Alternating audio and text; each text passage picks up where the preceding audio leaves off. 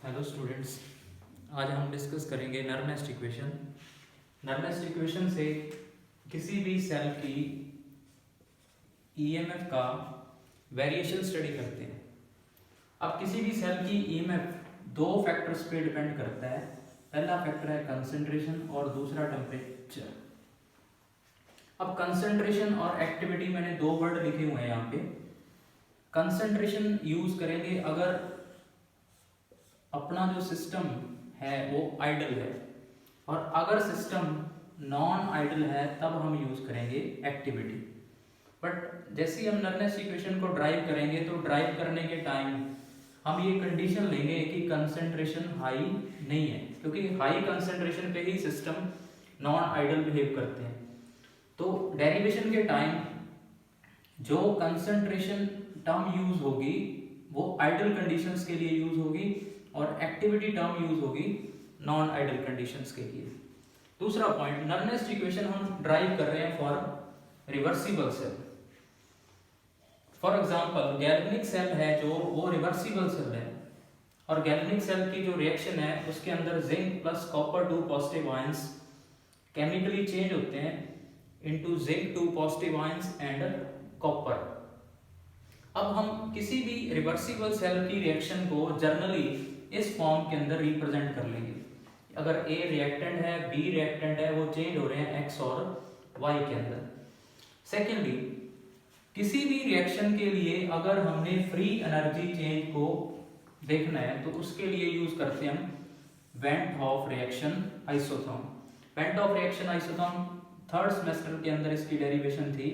उसके अकॉर्डिंग किसी भी रिएक्शन के लिए gives free energy change is equal to standard gives free energy change plus RT natural log of activity of x जो कि product है raise to power x, activity of y raise to power y, activity of a raise to power a, activity of b raise to power p।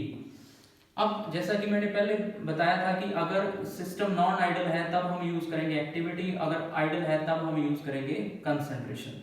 तो अगर हम ये मान लें कि सॉल्यूशन की कंसंट्रेशन हाई नहीं है, या सिस्टम जो स्टडी कर रहे हैं उसके अंदर जो इलेक्ट्रोलाइट्स सेल्स के अंदर यूज हो रहे हैं उनमें कंसंट्रेशन हाई नहीं है, तब हम एक्टिविटी को रिप्लेस कर देंगे विद कंसंट्रेशन।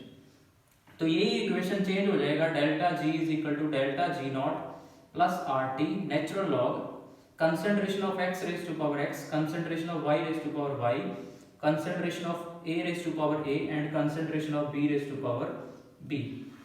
तो नर्नेस्ट इक्वेशन ड्राइव करने के लिए सबसे पहले हमने यूज किया वेंट हॉफ रिएक्शन आइसोथर्म को। वेंट हॉफ रिएक्शन आइसोथर्म हमें किसी भी रिएक्शन के लिए गिव्स फ्री एनर्जी चेंज का रिलेशन बताता है, किसके साथ? Standard gives free energy change के साथ। अब नेक्स्ट पॉइंट क्या है कि जब भी कोई सेल वर्क करता है तो सेल के दो हाफ होते हैं, एक हाफ जिसको हम ऑक्सीडेशन हाफ बोलते हैं एनोड, दूसरा रिडक्शन हाफ जिसको हम कैथोड बोलते हैं।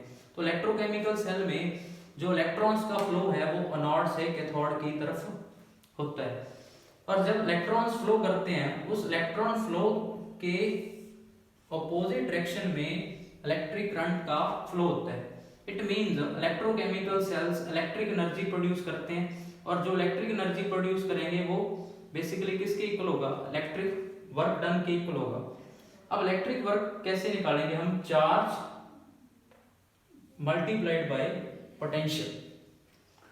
अब जब कभी भी ऑक्सीडेशन और रिडक्शन होंगी तो उस टाइम इलेक्ट्रॉन्स का एक्सचेंज होगा।